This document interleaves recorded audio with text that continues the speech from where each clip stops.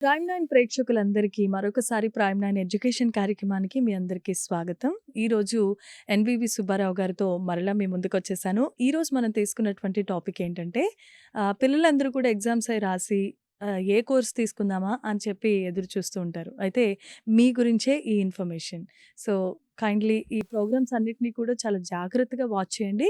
మీకు చాలా యూస్ఫుల్ అవుతుంది. అయితే ఈ మధ్యకాలంలో సిఎస్సి, డేటా సైన్స్, అలాగే ఏఐ, ఇంకా సైబర్ సెక్యూరిటీ, ఈ 4 అంశాల్లో కూడా విపరీతమైన డిమాండ్ పెరిగిపోతుంది. అయితే ఈ 4 వల్ల ఫ్యూచర్ ఉంటుందా? కెరియర్ గ్రోత్‌కి ఇది ఎంతవరకు తోడ్పాటును అందిస్తుంది? అలాగే ఇది తీసుకోవటం వల్ల ప్యాకేజెస్ ఏ విధంగా ఉంటాయి? లేదంటే ఇందువల్ల ఇంకా మిగతా ఆపర్చునిటీస్ ఏమన్నా ఉన్నాయా? అసలు ఎలా ముందుకు వెళ్ళాలి? ఇలా తదితర అంశాల గురించి మనతో మాట్లాడడానికి ఎన్వివి సుబ్బారావు గారితో పాటు నేను కూడా సిద్ధంగా ఉన్నాను. సో వినేద్దాం. వెల్కమ్ సార్ వన్స్ నమస్తే అండి. అగైన్. సో చెప్పండి, చాలా మంచి మంచి డిగ్రీ కోర్సెస్ గ్రాడ్యుయేషన్‌కి సంబంధించినవి. ఇవి చాలా ఇప్పుడు యెస్. Demand yes. ఉన్నటువంటి యెస్. కోర్సెస్. హ్మ్. ఇందులో ఏది బెస్ట్ అంటారు? ఎలా ఉంటుంది ఈ ఫ్యూచర్? 4 ఏది బెస్ట్? హ్మ్. ఏ ఇంజినీరింగ్ డిగ్రీ బెస్ట్ అనేటువంటిది 12th అయినటువంటి ఇళ్లల్లో, హ్మ్. పిల్లలున్నటువంటి ఇళ్లల్లో చాలా పెద్ద డిస్కషన్ ఇది. అవును. అటు గూగుల్ చేస్తారు. లేదా కొంతమంది వాళ్ళకి తెలిసినటువంటి జాబ్ చేస్తున్న వాళ్ళని అడుగుతారు. హ్మ్. ఇలా పెద్ద డిస్కషన్. గూగుల్ చేస్తే ఓ 10 ఆన్సర్స్ వస్తాయి. హ్మ్. ఆ అవును. చుట్టుపక్కల ఎవరినో ఎవరికి ఒకళ్ళని నచ్చింది వాళ్ళు అడుగుతారు. చెబుతూ అంతే, ఉంటారు. కరెక్ట్. సో వీళ్ళకేమవుతుందంటే, పేరెంట్స్‌కి ఏమవుతుందంటే కన్‌ఫ్యూజన్ మళ్ళా 10 మళ్ళీ టైమ్స్ పెరుగుతుంది. మొదలెడతది. హ్మ్. సో ఇటా, అటా ఏంటి చూజ్ చేసుకోవాలనేటువంటిది. సో దీనికి ఒక 3 విషయాలు మనం మాట్లాడదాం. ఒకటి, అసలు ఈ గ్రూప్స్ దేని కోసం పనిచేస్తాయి? హ్మ్. పిల్లలకి అర్థం కావాలి. అవును. నేను ఎందుకు వెళ్తున్నాను ఇక్కడి నుంచి? నా గమ్యం ఏమిటి? ఆ గమ్యానికి చేరుకోవడానికి మధ్యలో వచ్చేటువంటి ఇబ్బందులు ఏమిటి నాకు? హ్మ్. ఆ ఇబ్బందుల ద్వారా నేను ఏం నేర్చుకోగలుగుతాను? నేర్చుకున్న తర్వాత లాస్ట్ డేకి వచ్చేటప్పటికి నేను ఏ స్కిల్స్‌తో నిలబడి ఉండాలి? ఆ ఉన్న రోజున నాకున్నటువంటి ఆప్షన్స్ ఎటువంటివి ఉంటాయి? లేదు, ఈ 4 సంవత్సరాలు నేను కంప్లీట్ చేసేటప్పటికి ఎక్స్‌ప్లోర్ చేయాల్సినటువంటి విషయాలేంటి? విషయాలు ఏమిటి? ఆ టైంకి నేను ఏ విధంగా రెడీ అవ్వాలి?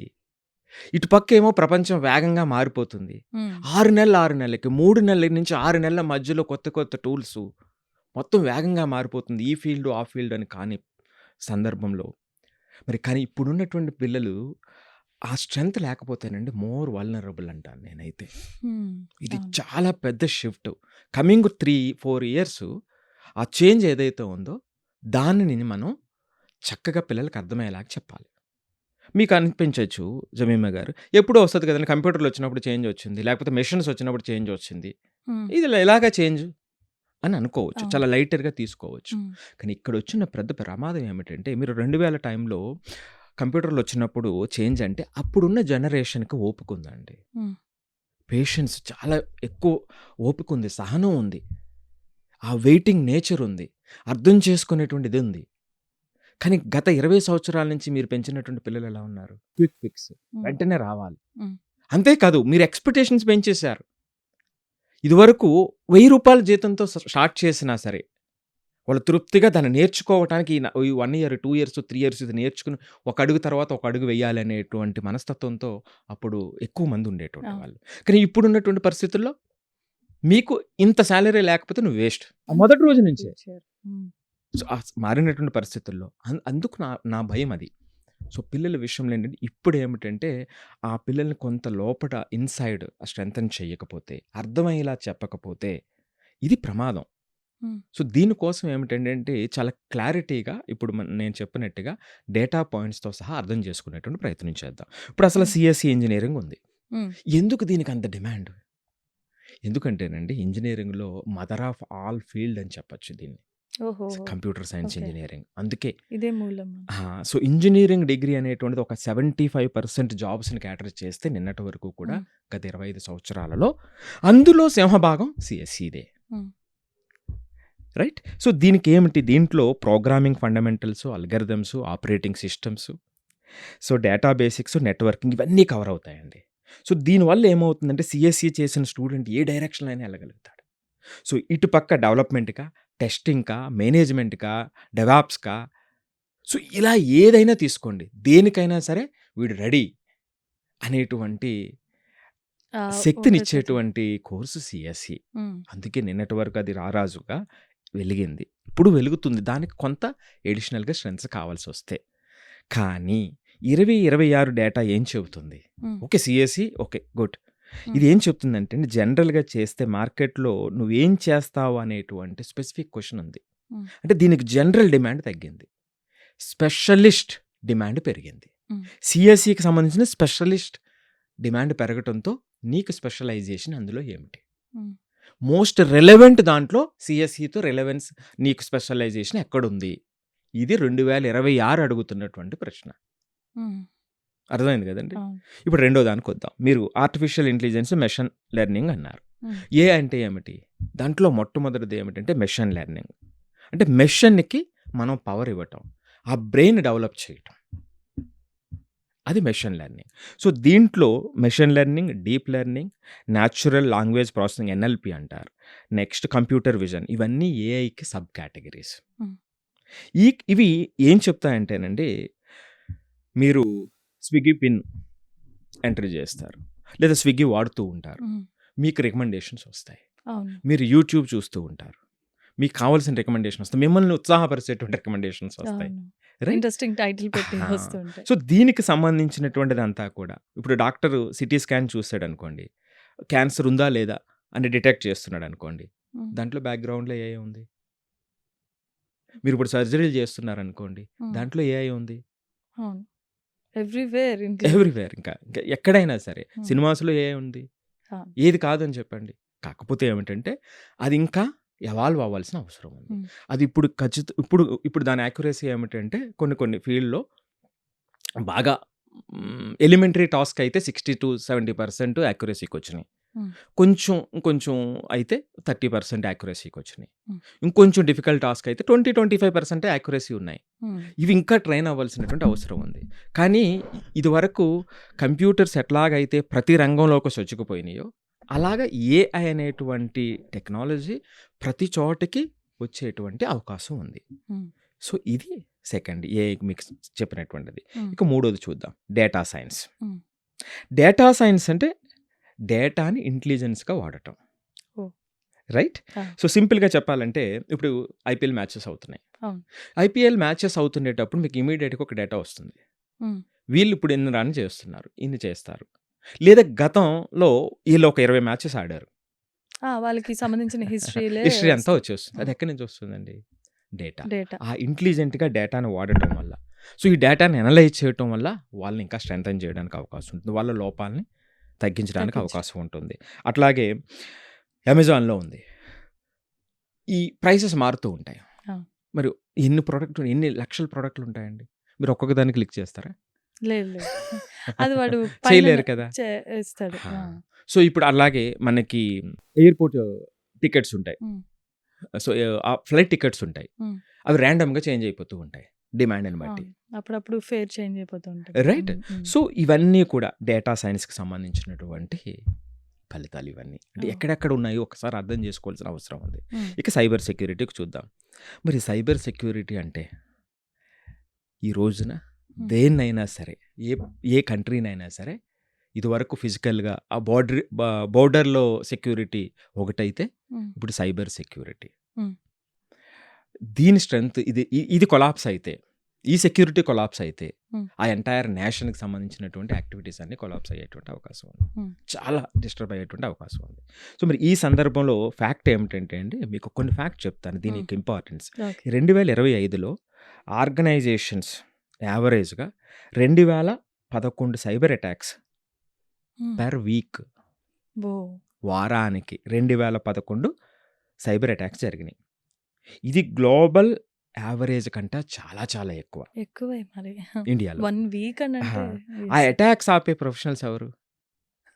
Cyber cyber security. Security engineers, ethical hackers, హ్మ్. ఎస్ఓసి అనలిస్ట్ అంటారు. హ్మ్. ఇది దాని యొక్క ఇది. హ్మ్. మరి దీనికి సంబంధించి వీటికి ఏ విధమైనటువంటి అవకాశాలున్నాయి? హ్మ్. రియల్ ఇన్సిడెంట్లు చూద్దాం. హ్మ్. ఇది దీని యొక్క ప్రత్యేకతలు చెప్పాను ఆ! మీకిప్పుడు. రియల్ ఇన్సిడెంట్స్‌ని అర్థం చేసుకునేటువంటి చెయ్యమని రిక్వెస్ట్ చేద్దామని. యెస్. సో, దానికోసం నేను కొన్ని డేటాలు చెప్తా. బోలెడంత డేటా ఉంది నా దగ్గర. హ్మ్. ఒక ఇన్సిడెంట్ 1 చెప్తా. BSNL data breach hmm. July 2024లో జరిగింది ఇది. Hmm. India's largest state own telecom కదండీ! మనకు తెలిసిందే కదా! అవును. బిఎస్ఎన్ఎల్. మ్యాసివ్ డేటా బ్రీచ్‌కి గురయ్యింది. ఓహ్! దీంట్లో ఏంటంటే అటాకర్స్ ఏం చేశారంటే, ఈ యూజర్స్ యొక్క IMSI numbers, SIM card details ఇవన్నీ కూడా వాళ్ళు తీసుకొని తీస్ అమ్మకానికి పెట్టారు. అంటే బిఎస్ఎన్ఎల్ దగ్గర నుండి వాడుకో గ్రాబ్ చేసి ఆ! ఆ! యెస్. వాళ్ళు సేల్ పెట్టారు. అటాక్ చేసి. ఓహ్! ఇవి రియల్ ఇన్సిడెంట్ చెప్తున్నా. ఓహ్! అప్పుడు ఎందుకని ఇక్కడ ఎండ్ పాయింట్ ప్రొటెక్షన్ అక్కడ లేదు. అది వాళ్ళు ఫైండ్ ఔట్ ఫైండ్ చేశారు. ఔట్ చేశారు. అంటే ఒక బ్రీచ్‌ని డిటెక్ట్ చేశారంటే అంతే. అది పెద్దట. సో, మరి అది లేకుండా ఆపగలగటం అనేటువంటిది వీళ్ళ యొక్క గొప్పతనం. అవును. సైబర్ సెక్యూరిటీకి ఇంపార్టెన్స్ గురించి చెప్తున్నా. అలాగే హ్మ్. సిమిలర్‌గా బోట్ అని మనం డివైస్ వాడతాం. హ్మ్. ఆ డేటాను కూడా తీసేసుకున్నారు. హ్మ్. ఆహా! అది తీసుకోవడమే కాకుండా ఆ డేటాని ఏం చేశారంటే అండి ₹180కి అమ్మారంట. Okay. 75 lakh Indian professional data. ఒక్కొక్క డేటా ₹180కి. ఒక టీ కాస్ట్‌కనమాట అండి. ఓకే. అంటే ఏదో ఒక షేర్‌ని అమ్మేసినట్టు అమ్మేశారు. ఓకే. అమ్మేశారు. సో, అలాగే మూడో ఇన్సిడెంట్ క్రిప్టో హ్యాక్ అని 2024లో India's leading cryptocurrency exchange అనమాట అండి ఇది. హ్మ్. $230 మిలియన్ థ్రెఫ్ట్‌కి గురైంది ఇక్కడ. హ్మ్. అంటే సుమారుగా 1900 కోట్ల రూపాయలిది. హ్మ్. సో, ఇది కూడా ఏమిటంటే సైబర్ సెక్యూరిటీ లోపం వల్ల. హ్మ్. సో, అలాగే హాత్వేకి సంబంధించి 41 మిలియన్ కస్టమర్స్ డేటా కానివ్వండి. సో, హ్మ్. ఇలా ఎన్నో ఇన్సిడెంట్స్ ఉన్నాయన్నమాట అండి. So, okay. దీంట్లో ఇంకొకటి ముఖ్యమైనటువంటిది ఏమిటంటే ఇండియా పిక్చర్ చెప్తా. 2024లో సైబర్ ఫ్రాడ్ లాసెస్ ఎంతో చెప్పండి తెలుసా అండి? 11,333 కోట్ల రూపాయలు. కోట్లు. 11,000 కోట్ల పైన హ్మ్. Cyber crime okay. 2024లో. సో, దీనికి మరి ఏంటి? ఓకే. ఈ డేటా అంతా ఓకేనండి. ఏంటి ఇది మనకెందుకు? లేదు. లేదు. కావాలి. తెలుసుకోవాలి. మినిమమ్ నాలెడ్జ్ ఉండాలి. రైట్. హ్మ్. ఎందుకంటే నేనెందుకు చెప్తున్నానంటే ఇండియాకి ప్రస్తుతం 1 మిలియన్ సైబర్ సెక్యూరిటీ ప్రొఫెషనల్స్ అవసరం. ఓకే. హ్మ్. అందుకోసం నేను చెప్పా. డిమాండ్ ఉంది. ఆ! చాలా అందుకోసం డిమాండ్ నేను ఉంది. చెప్పాను ఈ హ్మ్. డేటా అంతా హ్మ్. కూడా. హ్మ్. కానీ ఎంతమంది అవైలబిలిటీ ఉన్నారిప్పుడు? 80,000 ఉన్నారు. అబ్బో! 1 1 మిలియన్ మిలియన్ డిమాండ్ ఎక్కడ? ఉంది. హ్మ్. సో, ఇదేమిటంటే ఇదొక బిగ్ ఆపర్చునిటీ. పిల్లలు అర్థం చేసుకోవాల్సినటువంటి అవసరం ఉంది అని చెప్తున్నా. హ్మ్. సో, అవును. ఇవి 4 మీరు అడిగినటువంటి 4 బ్రాంచెస్ వాటికున్నటువంటి ఛాలెంజెస్ అలాగే అవకాశాలు.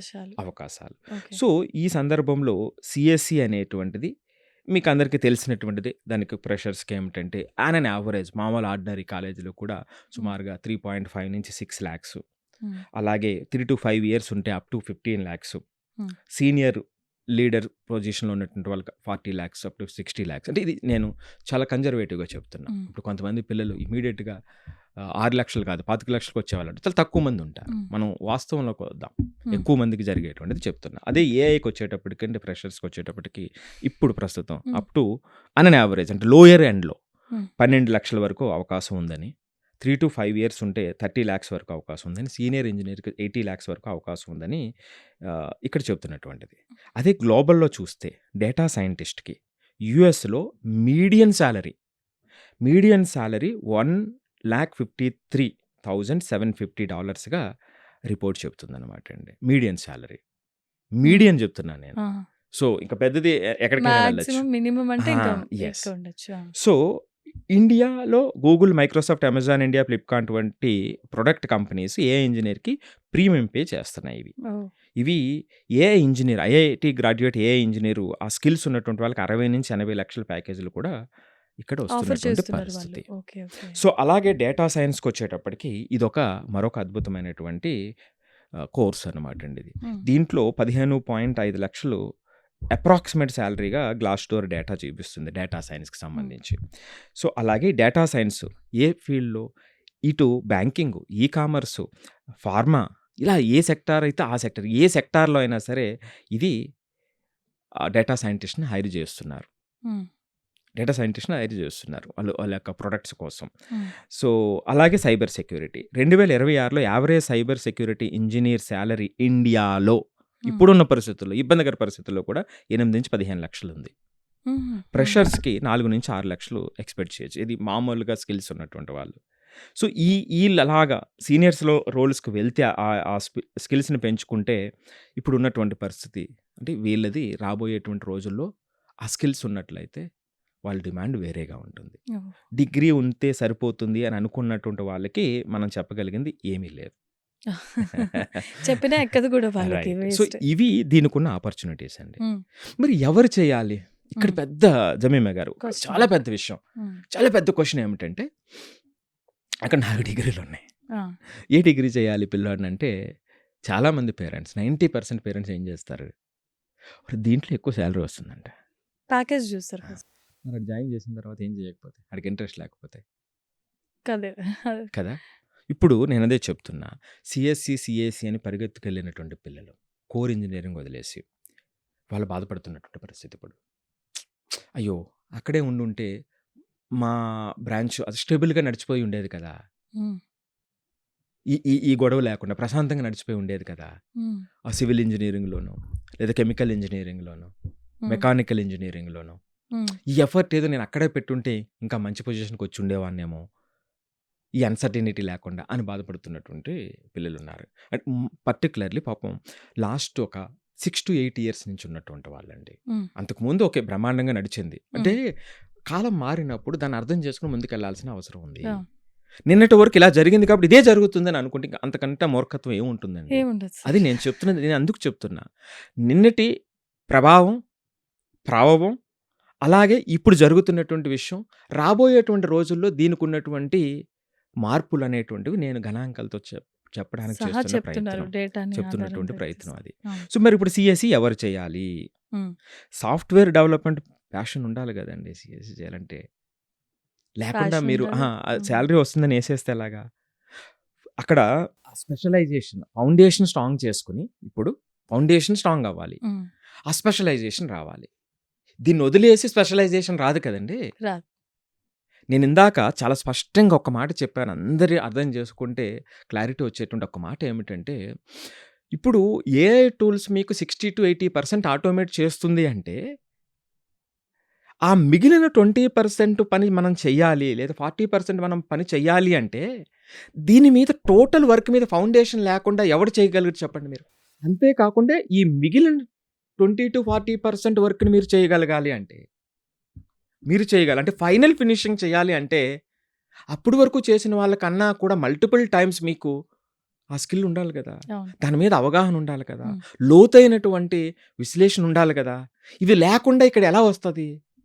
ఇది మిస్ అయితే ఎట్లా? మరి ఇది ఎక్కడి నుంచొస్తది? ఇప్పుడు సీఎస్‌సికి వాల్యూ తగ్గిపోయిందని ఫౌండేషన్ ఉండకపోతే అసలు పనికి రాకుండా పోతాం గదా! అవును. అసలకే ఎసరొస్తది. సో, అంటే ఇక్కడ నేను చెప్తున్నది ఏమిటంటే, ఇప్పుడు నేర్చుకున్న దీని ఒక్క దానితోనే నీకు ఫలితం రావట్లేదు. హ్మ్. దానితో పాటు నువ్వు ఇంకా కొంత యాడ్ చేయాల్సినటువంటి అవసరం ఉంది. హ్మ్. అది నేను చెప్తున్నటువంటి ఇది అర్థం చేసుకోవాల్సినటువంటి మాట.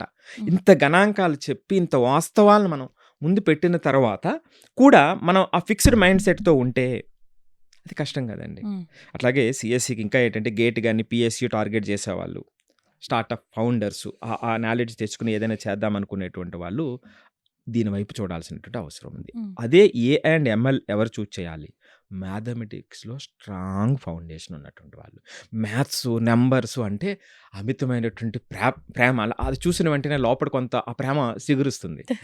అరే! ఇది నాకు నచ్చింది అనేటువంటిది, నాకు తెలిసింది అనేటువంటిది చూసారా? హ్మ్. అలాంటి ఉన్నటువంటి వాళ్ళు దాంట్లోకి వెళ్ళగలిగితే ఏమిటంటే అది ఎలా వర్క్ చేస్తుంది? దీనికి ఏది అవసరము? హ్మ్. అనేటువంటి ఆ క్యూరియాసిటీ డెవలప్ అవుతుంది. హ్మ్. అది ఏ రోజుకి ఆ రోజు పెరుగుతూ వాళ్ళ యొక్క ఆనందం వేరే ఉంటుంది. అవును. సో, ఆ ఆనందంతో ఏంటంటే వాళ్ళు బిల్డ్ చేసేటువంటి ప్రొడక్ట్‌లు, ఆ రీసెర్చ్ ఓరియెంటెడ్ మైండు అమాంతంగా పెరుగుతాయి. సో, ఖచ్చితంగా వాళ్ళు ఊహించిన దానికన్నా ఇప్పుడు ప్రపంచం ఏమిటంటే మీరు ఇవ్వగలిగింది ఇచ్చేస్తే, మీరు ఊహించిన దానికి ఎన్నో రెట్లు గొప్పదిస్తదండి. ఆ!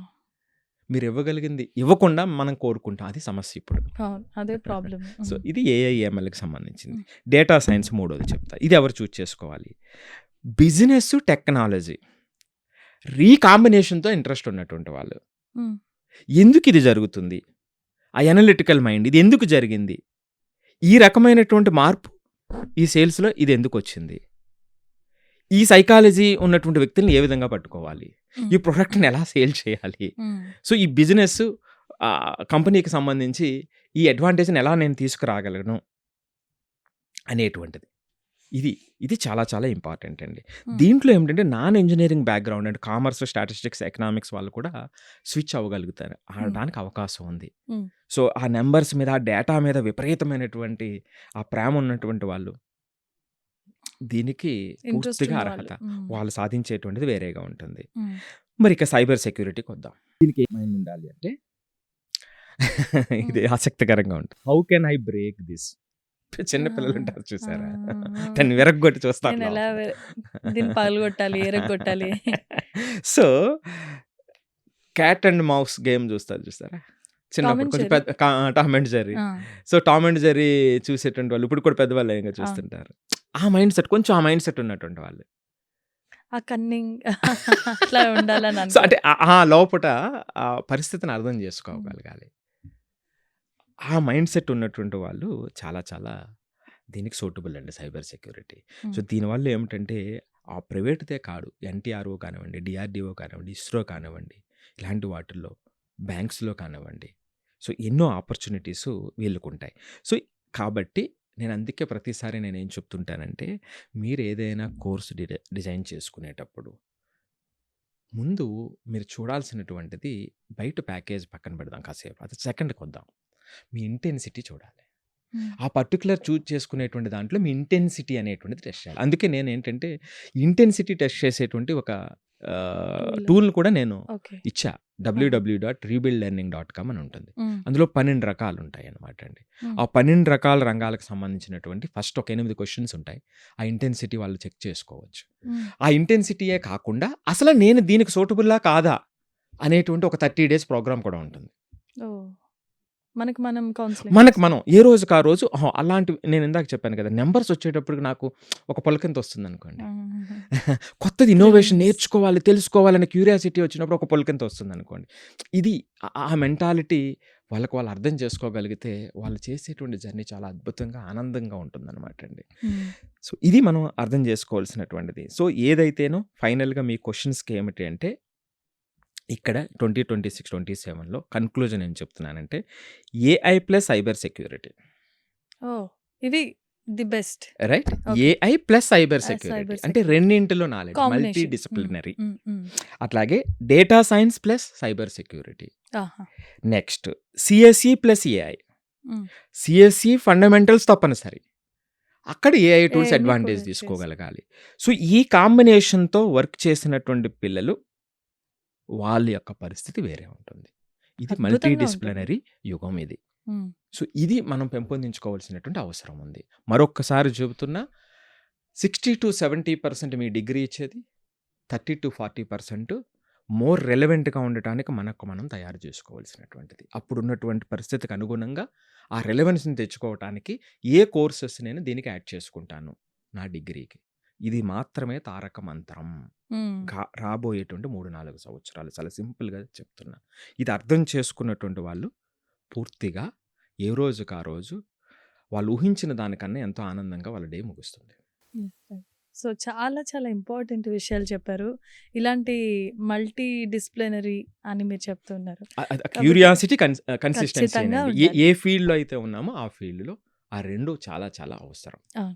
వాస్తవానికి దగ్గరగా అలాగే చదువుకి సంబంధించి చాలా విషయాలు దీంట్లో ఇంక్లూడ్ చేసి చెప్పారు. చాలా మంచి అద్భుతమైన ఫ్యూచర్ అంటే పిల్లలు ప్లాన్ చేసుకున్న దాన్ని బట్టి వాళ్ళ భవిష్యత్తు వాళ్ళ చేతుల్లోనే ఉంటుందని మీరు చెప్తూ ఉన్నారు. చాలా మంచి ఇన్ఫర్మేషన్ ఇచ్చారు. Thank you. Thank you so much అండి థాంక్ యూ అండి. ఎన్‌బి సుబ్బారావు గారు. సో, చూసారు కదా!